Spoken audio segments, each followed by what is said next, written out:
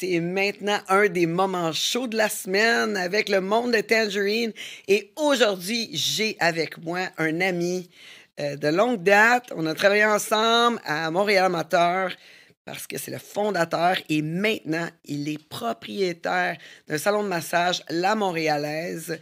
Je vous présente Yannick Chicoine, mon bon ami. Mais juste avant, je vous demanderais de partager, en parler à vos amis, puis bien sûr, vous abonner à toutes nos chaînes, surtout le Patreon, parce que c'est là que ça nous aide à pouvoir faire du contenu et rencontrer des gens aussi hot que Yannick. Yannick, comment ça va? Bien, bien, merci de m'accueillir. Hey, ça fait longtemps qu'on s'est vus.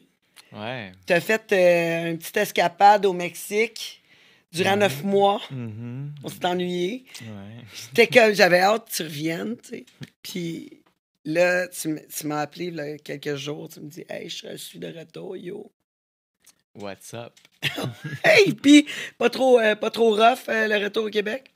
Ça a été un choc, je te dirais, au niveau, je dirais, énergétique. Ah ouais? Ouais. Comme, je sais pas si c'est à cause de toutes les tours 5G ou quoi que ce soit, mais on dirait que c'est comme plus pesant ici. Ah ouais? Ouais, je Là, trouve. ben là-bas, t'étais pas dans une ville là, comme. T'étais pas à Playa del Carmen, comme la majorité du monde, là. Tu sais, ils s'en vont à Playa del Carmen, t'es comme aux États-Unis, là. C'est comme. T'es pas dépaysé, pas en tout. Mais toi, t'étais installé dans une petite surf town, un petit logement qui coûtait des peanuts, là, genre 200, tu m'as dit quoi, 250 Ouais, ça piastres? revenait à comme 300 $ par mois. Wow! Puis, Logé, puis j'ai comme le lavage est inclus, la limpieza, la femme de ménage une fois par semaine, plus le lavage de mon linge sale. J'ai comme, OK, comme un roi, là. À 10 minutes de wow! la plage. Ouais, c'était vraiment nice. Puis dans les montagnes aussi. Pas loin des montagnes, ouais, parce que j'ai fait plusieurs voyages. Ouais, ouais, j'ai entendu dire que t'as profité beaucoup des plantes médicinales là-bas. Mhm. Ah Ouais. oh. On va parler de ça. Mais là, je veux survoler un peu ta carrière. On le sait, là, maintenant, tu es rendu au salon de massage, la Montréalaise. Mais là, l'industrie du sexe, pour toi, ça c'est. Tu sais, t'es devenu en contact avec ça très jeune, en dansant. C'est ça, t'as été danseur. Mhm. Ouais, ça a été comme un peu mon introduction dans le milieu commercial du sexe. Wow, danseur. Puis ça, c'était où? Où c'est que ça s'est passé? Au début, c'était dans un bar du Vieux-Port qui s'appelait chez Jean-Pierre, OK. sur la rue Beaver Hall. Puis à cette heure, je pense plus que ça existe. Je pense que c'était la même place qu'il y a eu un moment donné le club échangiste. J'ai oublié le nom, c'était quoi? Mais bref, il y avait un club échangiste là que. Dans le vieux Montréal, Ouais, il y avait un complexe échangiste là. ouais, Ah ouais. ouais? J'ai pas connu. C'était Y a-tu quelqu'un? l'Eclipse, je pense que c'était ça. L'Éclipse? Quelque chose comme ça, l'Eclipse, mais je pense, ouais. Ah ouais, ouais. Je suis Puis jamais allé à celle-là. c'était comme tu pouvais boire la bière, puis tu pouvais baiser en côté, puis c'était correct, genre. Puis Ouais, c'était ouais. genre le premier qui a eu son permis d'alcool en ayant un club échangiste que tu pouvais, genre, baiser puis boire en même temps. Ouais, mais c'est tout le temps le fun quand tu peux multitask de même. Ouais. Quand t'es capable de faire ça pis t'es un gars, là, wow! Ouais. T'es vraiment talentueux. Tu sais, on dit tout le temps, les gars sont pas capables de multitask. Ouais. Mais ça, peut-être c'est plus facile pour vous autres. Ouais, fait que j'ai commencé là comme dans le milieu du sexe, puis après ça, ben ça a évolué. Quand j'ai connu l'Internet, ben là, j'ai découvert comment la puissance des réseaux était impressionnante de juste pouvoir mettre du monde en contact, puis après ça, que le monde se rencontre en personne. Moi, ça me fascinait, cette affaire-là. Puis c'est là que j'ai eu l'idée du concept de Montréal Amateur par la suite. OK, ouais, mais je veux revenir à ton histoire de danser, là. Qu'est-ce qui t'a poussé à aller danser? Ben écoute, j'étais itinérant, plus ou moins, entre 16 et 18. Oh my God! Donc, ben, c'était genre comme 2 3 mois itinérant. Après ça, 2 3 mois, je dormais là. Après ça, je retrouvais itinérant. Puis quand j'ai eu 18 ans, ben, je me suis fait pogner parce que aussi je vendais du weed dans ce temps-là. OK. Puis je me suis fait pogner à vendre du weed à 18 ans et 4 jours. Puis là, c'était un vendredi, puis il fallait que je passe devant le juge. Fait que j'ai passé la fin de semaine en arrière des barreaux, puis j'ai dit, wow, OK, Faut que Non. j'arrête ça. C'est pas ma vie, là, passer Non. en arrière Je des veux barreaux, je veux là. plus jamais je veux plus jamais retourner là. Comme non, no way. Puis là, t'es juste en arrière des barreaux, là, c'est pas si pire, là. Tu sais, juste un week-end en arrière des barreaux. Imagine-toi quand tu te fais pogner, tu sais, pour un vrai crime, Imagine, là, t'as tu sais. comme Ouais, des ouais, mois ou des années, là. c'est C'est ça, comme c'est ça. non. C'est pas le même type de prison, premièrement, et le même type de service, là. C'est ça. Puis le même type de monde aussi que tu fréquentes. C'est ça. Fait que t'étais comme, non, c'est pas fait pour moi. Ouais, puis là, je me suis mis sur le BS à l'époque. Je voulais finir mon secondaire 5. J'ai fait ça, mais j'étais tanné de vivre comme un paumé parce que j'étais habitué de vivre avec beaucoup d'argent, tu sais, en vendant du weed. Même si j'étais itinérant, j'avais toujours plein de cash. C'est juste que j'étais pas assez responsable pour payer mes comptes, tout ça, fait que je me faisais mettre dehors après un mois ou deux, puis c'est comme ça le cycle.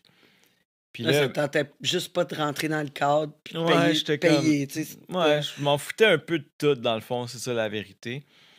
Puis quand j'étais plus jeune, je fréquentais une femme plus âgée qui m'avait emmené dans ce club-là chez Jean-Pierre. Puis le propriétaire m'avait dit quand tu seras majeur, tu pourras venir travailler ici si tu veux. Puis ça m'intéressait dans la tête. Tu sais. Je me disais, peut-être je pourrais faire beaucoup d'argent, tu sais, je pourrais essayer. Puis c'est comme ça que j'ai eu l'idée d'aller là. Ouais. Ben, mon dos, t'as dû être nerveux. Pas mal, ouais, j'étais pas mal nerveux. T'avais-tu du talent? Comme t'es-tu capable de danser ou tu faisais juste te dandiner, là? Au début, là, j'étais comme vraiment poche, honnêtement. Là, j'étais comme. Comme un verre de terre. Ouais, je repense à mon spectacle, là, puis c'était le fun parce que là-bas, il y avait genre 10 personnes. Puis ça, c'était le pic, là. Tu sais, à minuit, genre, il y avait 10 personnes. OK, ouais. Fait que je me suis comme pratiqué là-bas. Puis à un moment donné, quelqu'un qui m'a dit, man, tu devrais aller dans une autre place que tu pognerais beaucoup plus, tu sais. Va faire un tour au Tabou. Ouais. Là, j'ai dit, ouais, checker, tu sais. J'arrive là à 7 heures, il y avait genre 150, 200 personnes dans la plage. Je suis comme, OK. OK, ouais. Le boss, Ça il me change dit, la game, là. t'es sur le stage, entrevue, next song. Je suis comme, alright. Là, une chance, j'avais un petit peu d'expérience que j'avais pris à l'autre place ghetto. Puis j'ai eu une ovation debout à mon premier stage. Wow. Là, ça a roulé vraiment ma carrière, mais c'était comme seulement des hommes. Puis à l'époque, j'étais un petit peu homophobe en plus. Oh, Fait que wow. c'était comme, fallait toujours que je sois un petit peu sous pour pouvoir être dans le mood. Genre, sinon, j'étais comme pas à l'aise vraiment d'être là. C'était quoi ta première routine, un peu, là, t'as dit?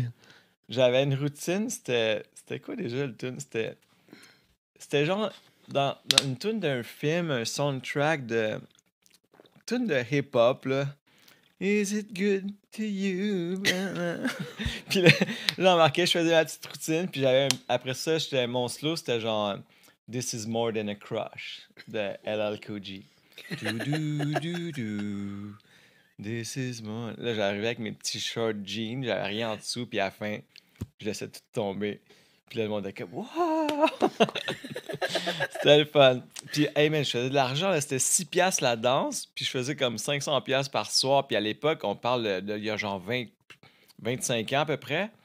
Ouais, mais le monde, ça valait tu sais, quand tu dansais aux tables, c'était différent, là, la dynamique. Souvent, je parle à des danseuses qui connaissent pas ça. Tu sais, moi, je me rappelle avoir mon petit tabouret, je m'en allais à une table, tu sais. Mais la dynamique de la table, c'était le fun, tu sais. Il y était plusieurs gars à table, puis là, ça te regardait danser, puis là, tu sais, on buvait à table, tu sais, les autres, ils faisaient le party, puis il était content d'avoir quelqu'un là, puis il gardait longtemps, puis ça typait bien plus, là, tu sais, que quand que les loges sont arrivés en arrière. T'as-tu vécu ça, toi, les danses contact? Moi, c'était pas des loges, c'était genre, il y avait un petit backstore, puis là, il y avait comme un genre de U, puis c'était comme des petits bancs comme ça, puis tout le monde pouvait voir les autres, mais Ok, ouais. il y avait pas de contact, il y avait pas d'isoloir. Ok, ouais, c'est ça. Tu danses dans une autre pièce, mais tu peux regarder ton prochain. Ouais. Fait que il y avait moins de... Il y avait pas vraiment Non, de gaffe. Il y avait pas de gaffe, ouais, parce que quand les isoloirs sont arrivés dans les danseurs nus, là, la gaffe, c'était facile.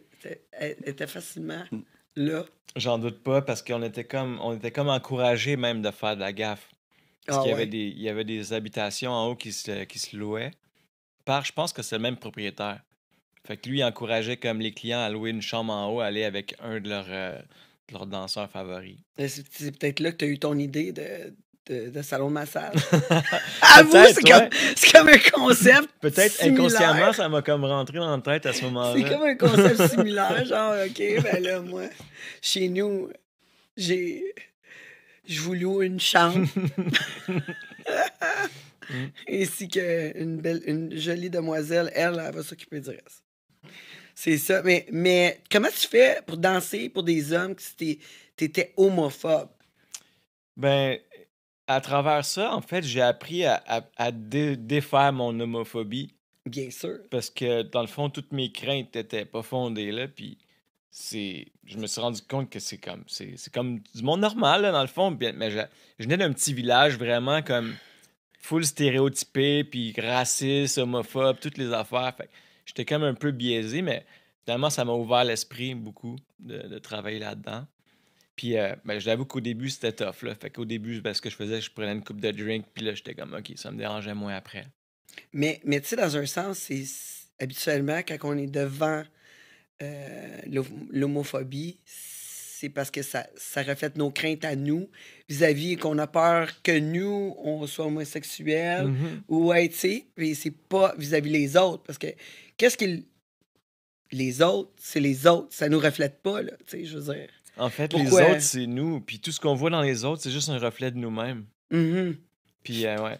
J'avais peur, dans le fond, c'est ça. J'avais peur moi-même d'être gay. Fait que ça me faisait peur, les gays. Parce que je me disais, si je suis gay, moi, ça veut dire le monde va me juger parce que je suis gay. Dans le fond, c'était tout inconscient, là. C'était tous des programmes qui étaient de mon entourage, de ton petit village. la psyché de Ouais. ce village-là, genre, qui était comme ancré dans moi. Je pensais, genre, gay, c'est mal ou quelque chose de même, là. Ouais, Si je suis gay, je vais me faire rire de moi parce qu'il y en avait un à l'école, puis tout le monde riait de lui, tu sais, puis je voulais pas être cette personne-là. Fait que c'était un peu pour ça, dans le fond, que j'avais comme une phobie, puis après ça, je me suis rendu compte que, ben, il y en a pas besoin d'avoir une phobie là-dedans, pantoute. C'est ça, exactement. Mais ça s'est reflété par tes autres business par la suite, parce que là, tu as commencé Montréal Amateur, mais tu étais déjà bon là, avec les ordinateurs, I guess, parce que pour pouvoir développer un système comme ça, un réseau social comme ça, ben, c'est pas du jour au lendemain, là. Ouais, ben, j'ai toujours eu plein d'idées créatrices. Puis, ben, comment j'ai lancé ça, dans le fond, c'est que je me suis fait mettre dehors du bar Tabou après un certain temps. Mais qu'est-ce que tu avais fait? En fait, je pense que c'est juste parce que j'embarquais pas dans le cadre vraiment de genre, tu te pognes des clients et tu les emmènes en haut. T'sais, moi, j'étais pas capable d'aller jusque-là à ce moment-là. J'avais essayé une fois dans un autre contexte, puis j'ai vu que c'était vraiment pas, ça résonnait pas avec moi. Puis ça m'a permis en même temps de savoir, de vaincre mon homophobie, de l'essayer, voir est-ce que je suis gay, tu sais. Puis non, je me suis rendu compte. Puis là, fait, quand tout le monde le savait, dans le fond, ça se parlait, tu sais, ah ben lui, il va pas dans les loges. Fait que là, j'avais plus vraiment de clients réguliers. Puis un moment donné, ils m'ont mis dehors juste parce que je fumais un joint à l'extérieur. Mais tout le monde fumait des joints. Sauf que moi, j'étais genre, il attendait juste d'avoir une raison de me mettre dehors. Puis ça a bien tombé parce que pendant ce moment-là, je m'étais ramassé assez d'argent pour acheter un ordinateur. Puis à l'époque, pardon, un ordinateur, là, ça coûtait genre 5000 $. Puis c'était genre un 4,86. Mais avec ça, tu pouvais aller sur Internet. Puis là, j'ai découvert les chats. Puis là, j'ai comme fait ça à temps plein. J'avais des études, j'avais 2 jobs. J'ai comme tout lâché ça. Puis j'ai juste resté sur mon ordinateur quasiment 24/24. Mes amis, genre, ils me disaient, Yannick, viens-t'en, on s'en va au tam-tam, viens-t'en, on s'en va dehors, viens-t'en, on sort. Il fait beau, je suis comme, non, c'est beau, les gars, allez-y, on se voit tantôt, là. Je regardais même pas, j'étais coincé dans mon ordi. Mais là, tu étudiais pour finir ton secondaire, c'est ce que j'ai compris. Fait que est-ce que tu l'as fini, ton secondaire? Ouais, finalement, ben, la dernière époque que j'ai lâché, c'était que je finissais juste mon chimie physique 5,36, que j'avais déjà fini mon secondaire, mais je voulais comme m'enrichir. Puis quand j'ai découvert Internet, j'ai dit, yo, l'école, ça sert à rien. Ah ouais, mais il faut vraiment que tu sois curieux pour être capable d'apprendre tout ça, là. Tu t'as programmé? Même pas. C'est juste une question de contact. Moi, j'ai une idée, exemple, puis là, je trouve quelqu'un qu'on ait un bon match. Puis je parle de mes idées, puis je dis, hey, veux-tu être partner? Ou sinon, comme, peux-tu t'engager pour faire telle programmation? Puis... fait que t'es une bonne people's person pour un bon leader, quelqu'un qui est capable de trouver toutes les ressources puis les mettre ensemble. Ben, j'essaye le plus possible de m'améliorer, mais je te dirais, ma force, c'est les idées. Comme j'ai des visions comme qui sont des fois un peu avant-gardistes. Puis quand je trouve les personnes nécessaires justement pour pouvoir le concrétiser, ben on arrive à faire de grandes choses. Ouais. Ouais. Dans le passé, j'ai fait beaucoup d'erreurs. Par exemple, Montréal Amateur, il aurait pu être vraiment à un autre niveau aujourd'hui, mais à l'époque, j'étais juste trop festif. Puis à un moment donné, j'étais plus rendu compatible avec les mobiles, puis tout le monde était rendu sur mobile. Puis là, ça me coûtait trop cher de tout refaire la plateforme, il était rendu comme trop tard. Mais là, je m'en viens avec un autre projet là, qui va être encore plus puissant bientôt. J'en doute pas. Mais ça s'est bâti. Montréal Amateur, c'est arrivé avec une idée comme ça, après avoir dansé. Cette idée-là, à force de jaser avec le monde, c'est quoi? Parce que toi, tu étais à la recherche de monde sur l'ordinateur. C'est ça? C'est sur les sites de rencontres, puis tu disais, hey, ça n'a pas de sens, là, les sites de rencontres, c'est de la merde. Un peu un mélange de ça. En fait, j'avais un réseau d'IRC que je gérais des channels là-dessus, puis ça me prenait des serveurs. Là, tu parles pour moi, là, tu Ok. parles en IRC, c'est genre l'ancêtre de ICQ, qui est Ok. l'ancêtre de MSN, qui est Ok. l'ancêtre des réseaux sociaux. Genre, c'est Ok. comme juste après les BBS. Genre, la première affaire qui est apparue que le monde pouvait chatter, c'était les BBS. OK. Puis après, il y a eu IRC, Internet Relay Chat. OK. Ça, c'était genre, tu voyais comme un canal, mettons Canal Montréal, puis tu voyais juste comme les noms, puis dans le milieu, il y a des textes, mais tu voyais pas de photos ou de profil ou de rien. C'est comme, comment tu cruisais une fille si tu voyais, mettons, un nom qui avait de l'air féminin, puis tu disais, allô, t'es-tu un gars ou une fille? T'as quel âge? Tu viens de où? Puis là, t'as-tu une photo? Puis là, il y avait une méthode pour s'envoyer une photo. Vieille école. Mais moi, quand je suis tombé là-dedans, j'étais fou comme la mort, je tripais à fond. Fait que j'ai bâti Ben genre ouais. des réseaux de ça. Puis à un moment donné, j'avais plein de monde sur mon réseau. Mais en même temps, j'étais sur les sites rencontres. Puis à l'époque, il y avait Do You Look Good. OK, oui, bien sûr. Puis moi, je voyais ça, Do You Look Good. Puis j'étais comme, ah, j'aimerais ça avoir une affaire dans la main, mais plus osée, tu sais. Parce que mon but à l'époque, c'était juste, je voulais juste baiser tout le temps. Puis sur IRC, c'est ça que je faisais. Je passais. Ça J'avais a même... dû changer, quoi. Ouais, ben, je me suis assagi un peu avec le temps. Mais bon, j'ai toujours aimé ça, le sexe. Tout ce qui touche au sexe. Puis là, j'avais même créé à l'époque un robot sur IRC qui envoyait des messages automatiques, genre, c'est quoi ton ASV, âge, sexe, ville. Puis quand j'arrivais chez nous, j'avais toutes les réponses. J'étais comme, OK, bah. Ah, OK, 18F Montréal. OK, salut. Puis là, après ça, je me dis, ça serait-tu cool d'avoir une place comme ça que tu peux chatter, connecter avec du monde, mais qu'au moins tu vois son profil. Tu sais, t'as pas besoin d'envoyer 10 000 messages. T'as pas besoin d'envoyer un message, mettons, à un gars si tu cherches une fille ou l'inverse. Juste ça serait cool. Puis là, j'ai rencontré un de mes amis qui était justement sur le canal IRC que j'avais créé. Puis lui, c'était un programmeur. Puis il avait créé un site que lui, il faisait de l'argent avec des bannières. Donc, dès que le monde cliquait sur une bannière, ça lui faisait genre 25 sous. J'ai dit, hey, peux-tu m'en faire un comme ça? Puis moi, en échange, je vais. Oups. Excuse-moi. Ah, non, je sais pas. Tu t'entends par la suite? Ouais. On a eu un feedback. C'est quoi, je disais, ouais, c'est ça. Fait que là, j'ai dit, hey, tu veux-tu m'en faire un comme ça? Puis moi, en échange, vu que j'avais déjà des serveurs, je vais t'héberger tes sites gratuits. Lui, il payait quand même cher pour héberger les serveurs. Fait qu'il a dit, OK. Mais quand il a commencé à m'héberger le site, moi, j'avais toujours des nouvelles idées. Je suis comme, hey, tu veux-tu faire ça comme ça à la place, ça, comme ça? Puis ça serait le fun qu'après ça, que le monde puisse s'abonner, puis eux autres aussi mettre des photos. Ça, c'était un peu ma manière de bypasser le copyright. Fait que dans le fond, c'était un peu comme exemple YouTube. Si quelqu'un met une vidéo qui n'a pas les copyrights, YouTube fait juste comme, OK, il y a une plainte, il ferme son account. Fait que c'était un peu ça mon idée de créer du contenu sans avoir les droits. Je fais juste downloader plein de contenu sur Internet, mais je créais un profil pour chaque contenu. C'était fake, dans le fond. Puis là, après ça, j'ai rentré le chat là-dessus, puis pendant un moment, je chattais avec moi-même. Je faisais juste comme faire s'il y avait de l'action dans le site. Puis à un moment donné, ben, il y a du monde vraiment qui se sont commencés à s'abonner puis à mettre leur contenu. Puis là, j'avais plus besoin de fake. Il y avait comme au début peut-être 500 abonnés, 200 fake. Après ça, il y avait comme 20 000 abonnés. Fait que les 200 fakes ne servaient plus à rien. Il y avait comme plein de monde. Puis ça a monté jusqu'à comme 350 000 abonnés. Quand même. Il y avait des shows de webcam des fois qui dépassaient 1000 personnes qui checkaient ça. Puis là, on a intégré les cams payantes puis toutes ces affaires-là. Vraiment avant-gardiste. Ouais, je me rappelle en avoir fait, mais...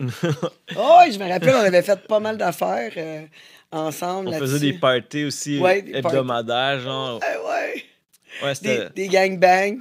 Ouais. Ouais, et justement, je n'ai vu une la semaine passée, une couple de semaines passées, une fille que j'étais allé dans un gangbang, Ah ouais? un de tes gangbangs, ouais, puis elle était là. Elle me dit, ah, Ted, je te rappelle pas, t'étais venu au gangbang, puis ouais, t'avais sorti ton double strap-on.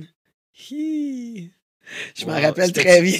C'était-tu Petite Pêche par hasard? Ah, je peux pas te dire son nom, mais en tout cas, tu sais, je sais pas son nom que- quand elle travaillait, quand elle avait, tu sais, qu'elle avait fait le gangbang, là, je veux dire. Mhm. Mais je l'ai vu l'autre jour, oui, avec son vrai nom, donc je ne divulguerai pas. Puis elle est super belle, c'est ça, elle est encore super belle. Et c'est ça. Fait que oui, je me rappelle des parties tout le temps. Il y a quand même beaucoup de monde, beaucoup d'engouement sur tes parties. Puis ton site roulait quand même bien, là. Je pouvais passer des soirées à jaser avec du monde là-dessus, là. Et même me coucher à des 6 heures du matin. Ouais, c'était. Il y a eu vraiment une belle. Une belle âge d'or, si on peut dire, pendant à peu près, comme je dirais, de 2005 à 2010, là, c'était genre le site le plus hot à Montréal, là. Mhm. Avec des parties, des trucs érotiques, des trucs fétiches, des trucs un peu plus tabous, des gangbangs. C'était vraiment wild. C'est ça. Mais là, en ce moment, il y a pas grand-chose qui l'équivaut. J'ai, Vraiment. ouais. J'ai remarqué, il y a il y a quelques sites, mais je veux dire, qui sont aussi actifs que toi, tu l'étais. Il y en a qui travaillent très fort en ce moment, comme c'est Exception. Ouais, c'est Hein? ça. Je connais pas ça là. Exception, Ok. ils font des parties occasionnelles, puis aussi, c'est un site où puis c'est des amis à nous que je salue. Puis ils font du super bon travail aussi. C'est des Par parties contre, échangistes ou. ouais, ben il y a de l'échange, c'est comme hardcore, mais eux autres, ils aiment beaucoup aussi un peu le fétiche, là. Ok. Ouais, ils trippent pas mal là-dessus. Ouais, BDSM, mais soft. Ouais. Puis, ouais, c'est des amis à nous. Puis, mais c'est pas comme Montréal Amateur, là. Montréal Amateur, ça a vraiment créé beaucoup d'engouement, là, partout. Puis, pas personne jusqu'à présent qui est arrivé là. Fait qu'on s'ennuie beaucoup, là. Ouais, malheureusement, ce qui s'est passé, c'est que moi, j'étais toujours sur le party. Un moment donné, je faisais vraiment beaucoup de cash, mais j'en dépensais plus que ce que je gagnais tellement je m'en foutais. Puis j'avais tout pris ça pour acquis. Mais là, 2 3 ans passent, ça va. 5 6 ans passent, ça va. Mais au bout de 7 8 ans, tout à coup, la technologie a bien changé. Puis là, à cette heure, tout le monde est rendu sur mobile. Puis mon site, la webcam, le chat marche pas là-dessus. Là, je m'en vais d'abord. Mon développeur, il était comme. Il s'est trouvé un autre job. Là, j'ai plus personne pour développer mon site web. Là, je vais avoir du monde pour l'arranger mobile. Puis ils me disent tout, faut que tu refasses ça complet. Ça a coûté comme 200 000. Là, j'avais plus cet argent-là. Puis ça a juste comme foiré jusqu'à temps que j'ai revendu des parts à un autre investisseur qui a mis à peu près 200 000 dedans aussi. On a engagé plein de développeurs. On a ouvert des bureaux de développeurs et tout ça. Puis ça développait. Sauf que dans la programmation, c'est toujours un peu comme ça. Tu penses, le gars, il dit que ça va être prêt dans 3 mois, mais dans le fond, ça va prendre peut-être 6 mois. Tu sais pas. Mais les coûts, comme on avait un payroll d'environ 15 000 par mois, mais si ça prend 3 mois, c'est 45 000, mais si ça prend 6 mois, c'est 90 000. Puis à un moment donné, mon partner, il a juste choqué, il a dit, écoute, je pense, il avait peur que ça marche pas puis qu'on perde plus. OK, ouais. Fait que là, je me suis retrouvé avec un site qui était à moitié comme, on avait quasiment tout refait, qu'il soit compatible mobile et tout. Mais il manquait juste un petit peu là, pour qu'il soit ready, puis ça a juste foiré. Fait que là, il avait peur de perdre plus, mais finalement, il a tout perdu. Ouais. Tu sais comment c'est drôle, la peur, des fois. Tu sais, Mm. un moment donné, c'est comme si t'attends en ligne pendant 2 heures, puis t'es si proche, là. Puis Tu là, raccroches, mais dans le fond, Ouais. 1 minute plus tard, tu l'aurais eu. Là. C'est ça, exactement. Mais on fait ça souvent. On fait ça souvent.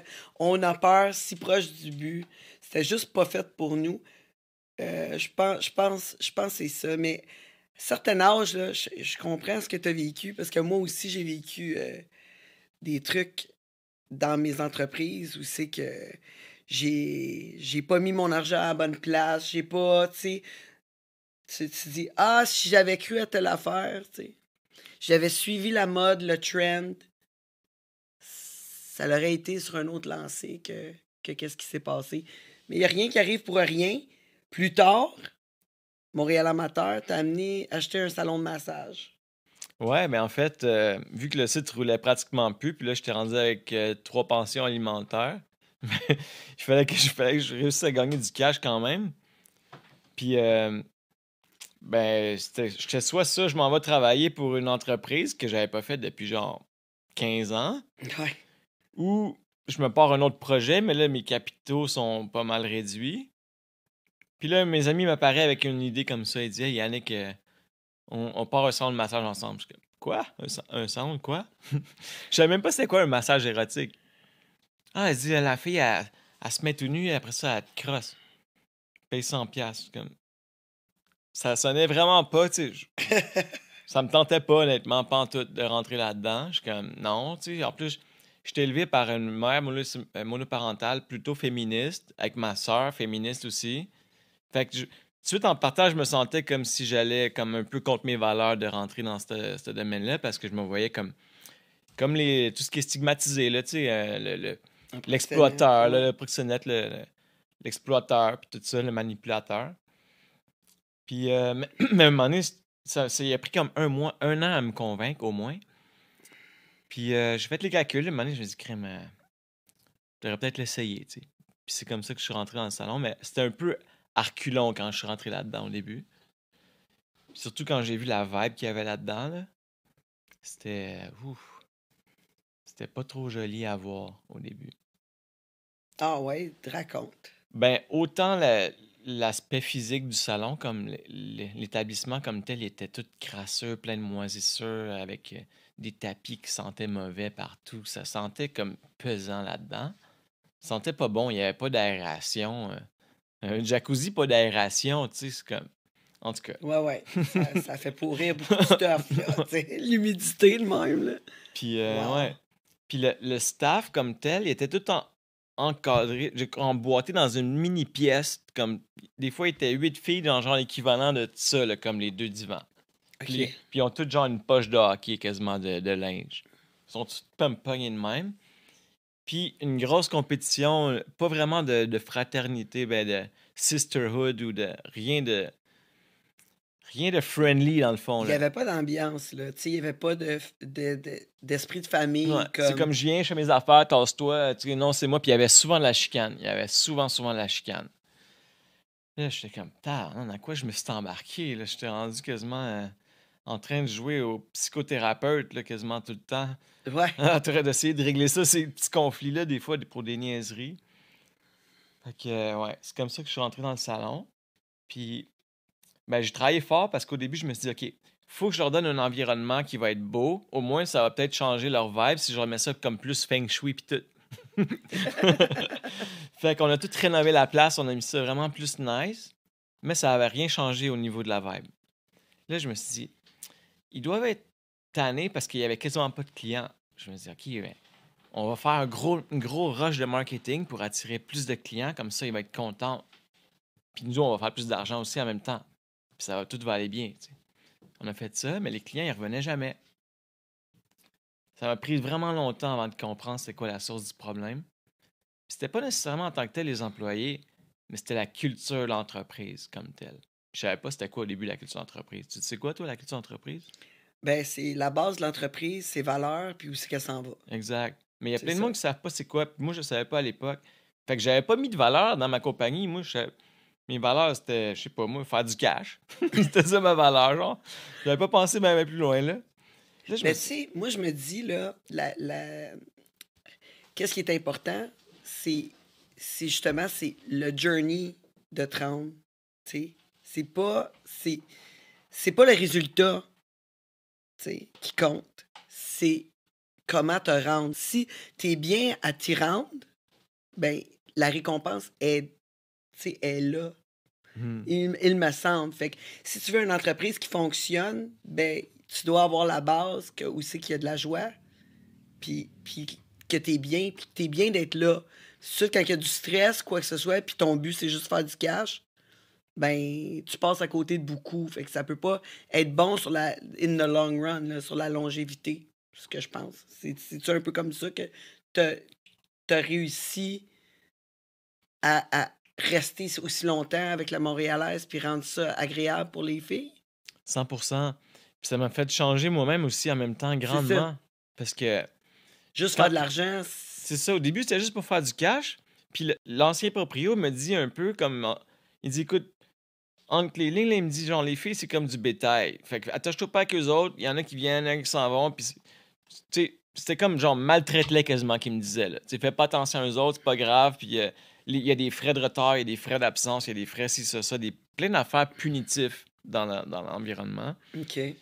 Puis c'est plus tard que j'ai découvert, parce que je faisais des recherches pour avoir une meilleure vibe, ça m'a rentré dans les cristaux, les pierres, les trucs d'énergie, l'encens, puis tout ça. Ah oui, t'étais rendu là, tu mettais de l'encens partout, là, tu sais, genre... Quand j'ai genre quasiment, je te bénis quand tu rentres, là. Viens ici, de l'encens tout le tour, enlever les mauvais vibes. Puis les quartz roses, là, en passant à la maison, là, si vous avez des quartz roses, là, ça met vraiment des bonnes fréquences dans la pièce, puis alentour, c'est des fréquences d'amour. J'ai commencé à mettre ça partout dans le salon, puis j'ai tout enlevé les règles punitives. OK. Puis j'ai commencé à vraiment prendre l'entrevue sur non seulement l'apparence, parce qu'au début, notre entrevue, c'était genre, OK, ben, déshabille-toi, OK, tourne. C'est beau, tu peux commencer. C'était genre ça l'entrevue. Mais on n'avait pas aucune idée si la fille, c'est-tu une bitch ou, tu sais, elle va-tu comme foutre la marde dans la place ou elle va être chill? Tu sais, moi, au début, je faisais l'entrevue, fait que j'avais comme un sixième sens pour ça, mais quand j'ai commencé à déléguer ça, c'est là que ça a commencé à chier. Parce qu'il y avait du monde de toutes sortes de cultures différentes qui n'étaient pas compatibles. Ouais. Quand tu mets une gang de monde pas compatible ensemble, puis il n'y a pas comme de ligne directive, ben là, c'est rendu un peu... Le monde, il reste là par favoritisme parce qu'elle est friendly avec telle gérante, puis l'autre, elle connaît une amie de l'autre, puis là, il y a des clics qui se forment, puis tout à coup, l'ambiance est plus love. Fait que le client, quand il vient, lui, en place, même s'il a le meilleur service, avec la plus belle femme du monde, puis que super meilleure technique, puis tout, puis il est venu, etc., mais il ressort, mais il se sent quand même vide, parce que l'énergie, il y a un gros transfert d'énergie dans ça, l'énergie était pas bonne. Il y avait une vibe pesante, puis au lieu d'y envoyer comme quelque chose qui va l'aider à se guérir, à se sentir mieux, on y fait l'effet inverse. OK. Fait que quand j'ai compris ça, j'ai comme « Oh my God! » Il faut tout que je change au complet les règlements, puis la business, puis comment on voit les choses. Puis maintenant, spécialement depuis que je suis revenu, je vois plus ça comme pas un salon de massage, pas un bordel, mais vraiment une place qui guérit le monde par l'amour. Ça a l'air cheesy à dire, là, mais c'est vraiment ça. Mais pour ça, ça me prend une masseuse qui comprend ça, versus des fois, il y a des places que la fille, elle veut juste aller chercher un sac de coke. Fait que son service, c'est comme rush pour aller chercher son affaire, tandis que l'autre, il comprend vraiment que lui, il vient avec un besoin, puis il a besoin de full d'attention, d'affection, d'énergie, de transfert d'amour. C'est littéralement ça. Là. Quand la fille, elle se donne vraiment, ça lui donne l'énergie d'amour. OK. Pas nécessairement de l'amour romantique. Tu cherches un autre type de client que le client habituel qui viendrait juste pour se vider des gosses, puis that's it. Là. Pas nécessairement. Toi, tu cherches à aller chercher une clientèle plus profonde. Ben, éventuellement, j'aimerais ça ouvrir un centre plus axé sur la sexualité sacrée puis le tantrisme. OK. Mais avec la business que j'ai en ce moment, c'est justement ce genre de clients-là qui pensent qu'ils viennent juste pour un petit quickie, mais dans le fond, ce qu'ils savent pas, c'est qu'ils ont quelque chose en dedans beaucoup plus profond. Puis moi, ce que je veux arriver à faire, c'est de prendre ces personnes-là qui, à la base, voyaient peut-être ça comme quelque chose de sale ou whatever, de trash, puis comme c'est juste pour fourrer, mais dans le fond, qu'en même temps, on les transforme pour les faire devenir une meilleure personne parce qu'ils vont avoir réussi à transmuter cette énergie-là qui était comme coincée dans eux autres. Oh my God. Fait que ça va être du travail à faire avec tes masseuses là, Ouais. pour leur faire découvrir ce talent-là là, qu'ils ont à l'intérieur d'eux de justement aider C'est des le gros. prochain. C'est ça. À ce temps, je les respecte tellement, là, je les vois comme des healers super sacrés. Là. Ouais. C'est vraiment divin là, qu'est-ce qu'ils offrent comme intimité. Ben, Comme... premièrement, oui, là, parce que c'est quand même assez intime, puis être capable de partager ça avec des inconnus, c'est Puis des fois, ils beaucoup savent de pas travail tout. sur soi. Ouais. Oui. Puis des fois, ils savent pas tout le temps, mais ces inconnus-là, là, ils arrivent avec une charge, eux autres aussi. Puis ça se transmet à eux Ah ouais, autres. ouais. Puis eux, C'est ils doivent sûr. être capables de libérer ça pour après ça en absorber d'autres. C'est toute une job, là. Mais il y en a qui n'arrivent pas à le faire. Fait que des fois, ils vont sombrer vers la drogue, l'alcool, parce que c'est juste trop pesant, cette affaire-là. C'est vraiment, là, il y en a qui disent que quand tu couches avec quelqu'un, tu prends tous ses traumatismes. Je sais pas à quel point c'est vrai, mais... Ben, c'est même pareil avec le détatouage, là. Ah ouais? Je veux dire, oui, parce que les gens, t'es vraiment proche, n'importe quoi que tu travailles sur le corps de quelqu'un, t'es vraiment proche. Moi, souvent, quand je travaille sur quelqu'un qui a eu un traumatisme vis-à-vis son tatouage, va se confier à moi. Puis, un moment donné, j'étais allé justement nettoyer mes chakras, etc. Puis, la dame qui m'a traité dit, écoute, t'en prends beaucoup sur tes épaules. Toutes les fois que tu travailles sur quelqu'un, tu sais, j'essaie de lui donner le plus d'amour possible, mais en lui donnant de l'amour, en le touchant, en enlevant le tatouage, je reçois la mauvaise vibe qu'il y a eu à travers ce tatouage-là, qui est un mauvais souvenir quelconque. Puis moi, je le prends sur moi. Fait que j'avais eu le truc que quand je mets mes gants puis je commence à travailler, de les voir en feu tout le temps. Comme pour arrêter le transfert de cette énergie négative-là, parce que cette énergie négative-là m'écrasait justement. J'avais de la misère, de la difficulté à dormir. Il y avait beaucoup de négativité. Tu sais, je le prenais sur mes épaules. Ça doit être pareil là, pour les filles, là, c'est sûr. Tu sais, je me demande, il devrait... La capote en feu. Mais à un moment donné, il faut que tu réalises que cette énergie-là, c'est pas à toi. C'est ça. Puis quand tu réalises ça, ben, tu sais que tu peux la nettoyer, puis il y a différentes méthodes. Il y en a qui, c'est juste prendre une douche avec l'intention. Il y en a qui c'est de l'encens, de la sauge, du copal. Il y en a qui vont se mettre un œuf de yoni, puis ils vont faire un rituel avec la lune.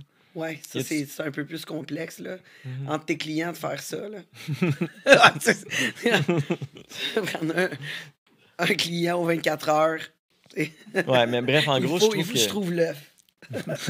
En gros, je trouve que c'est vraiment... c'est un travail qui est vraiment sous-estimé, puis surtout mal jugé. Je suis d'accord. Ouais. Je suis d'accord, c'est sûr, mais tu sais, il n'y a pas de saut métier. C'est pas tout le monde qui est capable de faire tous ces métiers-là. Puis on comprend pas. Mais, tu sais, quand on regarde des salons de massage, vous êtes vraiment tolérés par la ville, par les policiers.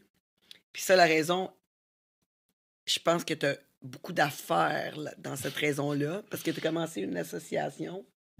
C'est ça, c'est quoi? L'Association des salons de massage érotique du Québec. Ouais, la SMAC. C'est ça. Puis, fait que tu as commencé ça comment? Ben, en gros, en 2014 environ, le maire Kodaï avait parti en croisade vers les salons de massage. Il avait dit publiquement que c'était géré par des rapaces, puis qu'il y avait des mineurs, du trafic humain, de la drogue, etc. Comme... Qu'est-ce qu'on peut imaginer dans un film, genre de gangster? Puis là, moi, j'étais comme, ben non, c'est pas comme ça, tu sais. C'est pas ça qui se passe du tout, là. Je venais juste de réaliser je venais juste de comme avoir mon épiphanie. Ça faisait peut-être 3 ans que j'avais le salon. Puis là, j'étais comme... J'étais rendu pro-travailleur du sexe. J'étais comme, ça doit exister, puis ils ont des droits, puis ça n'a pas rapport que ça devrait être banni, puis tabou, puis tout ça. Au contraire, ça devrait être encadré, ça devrait être protégé, ça devrait être... s'assurer que c'est fait dans la sécurité, puis tout ça. Puis là, lui, il vient dire... littéralement, me traiter de rapace là, à la TV. Littéralement, je l'ai pris personnel un peu. Puis là, il y avait des médias qui cherchaient partout à avoir une réponse de quelqu'un qui avait un salon de massage. Puis moi, quand je les ai vus arriver, c'était TVA, le premier qui sont arrivés chez nous. J'ai dit, ah ouais, OK, pas de problème. Tant que tu filmes un peu la façade là, du salon, fais-moi un peu de promo. Là, je vais dire qu'est-ce que tu veux. Il dit, OK, deal. Fait qu'il m'a interviewé. Le lendemain, j'avais comme 18 appels, genre quasiment, là, genre un journal par-ci, une affaire. Puis là, il y avait du Trisac là-dedans, avec son émission de radio. Okay, oui. Moi, je savais pas c'était qui du Trisac. Je dis, OK, j'accepte. Là, je dis ça au masseur. Il dit, t'es-tu malade? T'as accepté du Trisac, man, il va te détruire. Il va te faire comme avoir la fou. Je suis comme, ah ouais, comment ça? Là, je me suis documenté un peu dessus. Puis ouais, j'ai vu que des fois, il était un petit peu, tu sais, un petit peu sec. Mais quand t'as les bons arguments, puis t'es vraiment là-dedans, t'as la vérité, c'est sûr, tu peux pas te faire détruire. Là. Ouais, puis il devient comme de ton bord un peu dans un sens, parce que là, il fait comme, ah ben ça fait du sens. Puis là, tous ses auditeurs sont comme, yeah, ça fait du sens. C'est ça. Fait que là, je pensais à comment je pourrais faire pour que j'aie comme plus de poids que juste un petit propriétaire de salon de massage parmi tant d'autres. C'est vrai que moi, je suis bon dans les sites web, tu sais, fait que je me suis dit, ça prendrait comme une organisation, genre de salon de massage. Là, je commence à checker les noms de domaines disponibles, puis j'essaie de trouver comme une association de lettres qui fait quelque chose qui a de l'air officiel. Puis là, je vois asmec.ca, c'est disponible. Fait que Big Bat, je fais ça vite avec un petit drapeau du Québec, un signe de médecine. Je mets comme un petit blog genre, que je fais rapide avec notre but, notre mission, puis tout ça. Puis je mets ça là-dessus, puis je me dis quand je vais essayer de trouver le moment que je vais spotter, puis je vais dire l'ASMEC ou quelque chose comme ça. Puis comme de fait, dans l'entrevue, à un moment donné, ça me dit que je me rappelle plus c'était quoi exactement, mais j'ai genre la champ libre pour dire ah oui, justement, on en a parlé à l'association, puis tout le monde est d'accord par rapport à ça. Là, je savais qu'elle allait interrompre. Là, il dit attends une minute, qu'est-ce que tu dit, l'association? Ouais, l'Association de massage des salons du Québec.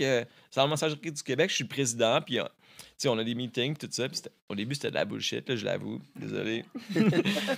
Mais après ça, ça s'est matérialisé. C'est ça. Parce que là, c'est les salons de massage qui m'ont contacté et dit yo, moi aussi, je veux faire partie de la SMEC. Là. Parce que tout le monde avait peur, là, tout le monde avait la chienne.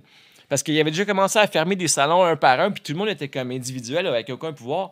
Tandis que là, on avait un porte-parole, on avait une équipe, on avait même un sexologue, un criminologue, une psychologue qui était comme dans le team. Puis on a eu le premier meeting, je pense qu'on avait comme 20 ou 30 salons qui étaient là. Puis on a pensé à des plans, puis qu'est-ce qu'on pourrait faire, qu'est-ce qui était légal, puis tout. Puis là, après ça, quand j'avais tout ça prêt, après 2-3 meetings, je suis allé directement au bureau du maire. Puis là, il voulait pas me rencontrer direct, mais j'ai rencontré son adjointe, Annie Sanson. Puis j'ai comme toutes mis les cartes sur la table, puis les questions que tous les salons avaient, puis comme qu'est-ce que je leur répondais. Puis je suis comme devenu le vrai porte-parole de tout ça, qui a été obligé juste pour avoir comme plus de punch, puis pas avoir l'air de me faire blaster dans l'émission de radio. Mais j'ai une question. Quand tu as décidé de partir le salon de massage, est-ce que tu savais qu'est-ce qui était légal et qu'est-ce qui l'était pas là-dedans? Ouais, ben je me suis renseigné. Puis c'est quoi exactement pour le bénéfice de nos auditeurs? OK, ben avant 2014, en fait, c'était pas légal de faire de la sollicitation, autrement dit de parler de tarifs à quelqu'un, mettons, hey, tu veux-tu ça pour ça? C'était pas légal de travailler dans un environnement clos. Puis c'était pas légal d'avoir qui que ce soit qui fait du proxénétisme, mais là, il y avait comme 8 sous-articles. Il y avait la coercition, mais il y avait aussi quiconque touche les fruits de la prostitution en partie ou en totalité. Donc, exemple, si tu es photographe d'une escorte, ben, tu devenais un proxénète. Si tu es la réceptionniste, si tu es le chauffeur, tout ça, c'était des proxénètes. C'était comme vraiment restrictif, mais techniquement, c'était pas illégal de payer pour du sexe. Après 2014, avec la loi C-36, maintenant, on est basé sur le modèle suédois, le modèle nordique, mais encore pire. Donc, c'est maintenant le client qui est considéré criminel parce que la prostituée, souvent la femme, est une victime. Donc, c'est pour ça qu'il faut emprisonner les clients. Comme ça, si on les emprisonne toutes, ben, il n'y aura pas de prostitution. C'est logique, non? C'est comme plus sa business. C'est comme plus une femme d'affaires dans tout ça, là. Eux autres, qui capotent, les vrais travailleurs du sexe, sont comme, ben là, comment je vais faire? À cette heure, mes clients, il faut qu'ils se cachent. Fait que ça fait le même effet qu'on voudrait pas qu'il se produise, c'est que tout devient plus underground. Puis là, ben là, il va y avoir les vrais proxénètes qui, eux, ils font la coercition, puis que... C'est ça. Puis qu'on n'a pas accès. Ils disent, il y a le modèle nordique qui a fonctionné en Suède, mais oui, c'est sûr, selon les statistiques, ça a fonctionné, mais l'affaire que tu sais pas, c'est que tout est rendu underground à cette heure. C'est ça. T'as aucune idée de ce qui se passe, là. Ils sont sûrement encore beaucoup plus en danger que ce qui était quand il y avait un avis. Comme moi, exemple, j'ai pignon sur rue. J'ai-tu intérêt à mettre des mineurs dans mon commerce ou de trafic humain, tu sais, comme ça fait pas de sens, là. Non. Si j'ai des filles dans mes cages, un moment donné, il y a un client qui va me stouler, là. Ouais. Donc, en tout cas, c'est ça, je trouve que c'était vraiment un peu n'importe quoi, le modèle C36. Fait que là, en ce moment, c'est encore pire que le modèle suédois parce que ça comprend aussi le propriétaire d'établissement, qu'il le sache ou non. Donc, on va dire, toi, tu as un bloc appartement, puis il y a quelqu'un qui fait du escorte là-dedans, mais techniquement, tu peux avoir 14 ans de prison. Donc, moi, quand j'ai vu ça, j'ai dit, c'est complètement ridicule. Puis, je suis prêt à me faire arrêter. À ce moment-là, avant, on disait, tu sais, les clients appellent, ils disent, y a-t-il des complets? Genre, on peut pas parler de ça au téléphone, genre, faut que tu parles dans la salle. À ce temps, on dit, oui, il y a des complets, monsieur, c'est temps, whatever. Puis, on offre du anal, tout le kit. J'ai passé à plein d'émissions de télé, je l'ai dit. Je l'ai dit à la radio. Il y a même un gars qui m'a dit, t'es-tu au courant que tu viens de dire que t'es criminel à la radio nationale? Je dis, OK, selon la nouvelle loi du Canada, je suis criminel. Mais selon les lois de l'univers, selon moi, je fais absolument rien de mal. c'est 2 adultes consentants que je leur donne un endroit sécuritaire. Ouais, c'est ça. Il offre un endroit sécuritaire pour travailler. Tu sais, puis je fais tout mon possible pour que ça soit chill, puis avec des bonnes vibes, puis tout. Puis en même temps, j'aide le monde à grandir à travers ça. Puis là, ce que j'ai découvert dernièrement, c'est que les clients, moi, je pensais au début, je faisais juste aider les clients à satisfaire leurs besoins sexuels. Et non, c'est beaucoup plus deep que ça, là. C'est comme une guérison profonde quand tu as vraiment la bonne thérapie. Puis à cette heure, je vois le monde qui vient complètement différemment. Au début, je dois t'avouer que je les voyais comme juste comme un autre un peu d'argent dans mes poches. Mais à cette heure, je vois comme OK, c'est quoi tes besoins? Puis j'essaie vraiment d'aller plus loin, comme qu'est-ce qui pourrait te faire. Aujourd'hui, il y a un gars qui est resté 1 heure après je faisais la réception aujourd'hui. Il y a un qui est resté 1 heure et demie après son massage. Juste parce que il avait besoin comme de parler. J'étais littéralement psychothérapeute. Mais bref, eux autres, c'est ça qu'ils font aussi dans la chambre. Souvent, là, c'est l'aspect physique, tout ça, c'est une partie, mais l'aspect psychologique est bien plus grand que ça. Ah ouais, ouais. Puis quand tu mélanges ça avec l'échange d'énergie intime, wow! Je vous démontre des fois du monde qui arrive super déprimé, ils sont prêts à se suicider quasiment. Quand je passe dans le corridor, je les entends, on dirait qu'ils sont au paradis. Là, j'entends rire, rigoler. Ils ressortent avec le gros sourire. Wow! C'est une thérapie littérale. Là. C'est une thérapie. Ouais, je pense. Fait que moi, je suis prêt à me battre pour ça. Puis c'est pour ça que j'ai pas peur d'aller en prison parce que comme Terry Jane Bedford, elle a gagné sa cause. C'est pour ça que ça a tout commencé, l'histoire de la loi C-36.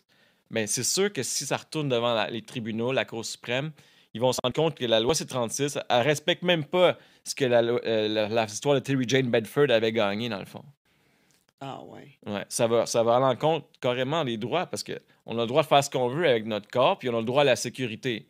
Mais là, la loi actuelle rend la prostitution illégale, donc ça ne respecte pas les droits que ce que tu peux faire avec ton corps, ni la sécurité, parce que là, si tu veux vraiment le faire, ben, à tes risques et périls, t'as comme... Ouais. C'est vraiment niaiseux. Ouais. Non, mais on s'entend, la prostitution, on ne pourra jamais arrêter ça. Jamais, jamais. Puis des fois, c'est des échanges différents, c'est pas juste de l'argent. Là. On parlait l'autre jour à une invitée qui disait justement, écoute, moi, j'échange pour de l'argent, mais toi, tu couches encore avec ton ex pour qu'il fasse ton deck. Elle disait ça à sa mère. C'est la même chose, Elle dit, c'est juste pas. Tu sais, moi, quand je sors avec le gars, je dis, bon, OK, tu me dois tant pour ça. Elle dit, mais elle couche avec parce qu'il va travailler un petit peu plus sur son deck. Tu sais, ça revient à la même chose. Il y a beaucoup de relations qui sont transactionnelles dans la vie de tous les jours aussi. Ben oui, c'est ça. Mais même un couple, là, on s'entend, un couple pendant longue date, on a chacun nos tâches. Voilà ou non, moi j'ai été victime de coercion par une femme que je fréquentais qui m'a carrément pris par les bases. Là, elle me contrôlait puis elle me faisait faire à peu près tout ce qu'elle voulait parce que elle me tenait par les couilles. J'ai été pimpé. On va en entendre plus après la pause. Je demanderais d'écouter ces mots de nos commanditaires. On se voit tantôt. Le monde Tangerine. Le monde Tangerine. Le monde Tangerine. Bonne nouvelle, le monde de Tangerine est maintenant sur OnlyFans et si vous cherchez un endroit diversifié, super flyé pour vous abonner, ben c'est l'endroit. Vous vous rappelez de tous nos invités, dont Rick Hard qui utilise un suppositoire pour garder son érection. Ben il nous a montré ça. Puis Ariana Sky nous a montré comment faire un massage érotique jusqu'au happy ending. On a reçu aussi Junior Tattoo qui a, lui, créé une machine, créé son angle, puis m'a tatoué entre les jambes. Ensuite, on a eu Chris Simon qui nous dit capable de garder son érection à travers n'importe quoi. Ben, on l'a testé. Puis Aisha Black, on l'a mis tout nu dans une piscine remplie de bouffe. Puis ça a donné plus que faim. Tout ça dans notre OnlyFans, le monde de Tangerine. Qu'attendez-vous pour vous abonner? Le monde Tangerine. Le monde Tangerine. Le monde Tangerine. T'as besoin d'un bon coup de pinceau, mais tu veux pas te faire rouler. Prestige Peinture, des peintres en bâtiment par excellence. Engage-les, comme ça tu vas avoir plus de temps pour faire le party. Voyons, ils sont rapides, efficaces et très propres. Qu'est-ce que t'attends pour les appeler? Prestige Peinture, 514-531-4860. Le monde de Tangerine. T'as un tatou affreux puis tu veux le retirer. Tu baises que des Michel parce que c'est le nom de ton ex. Ben enlève-le avec les chasseurs d'encre. Des tatouages sans laser avec moins de traitement, moins de douleur que le laser, en plus de retirer toutes les couleurs, toutes. Qu'est-ce que t'attends? Contacte-les puis baise du nouveau monde. leschasseursd'encre.com. Le monde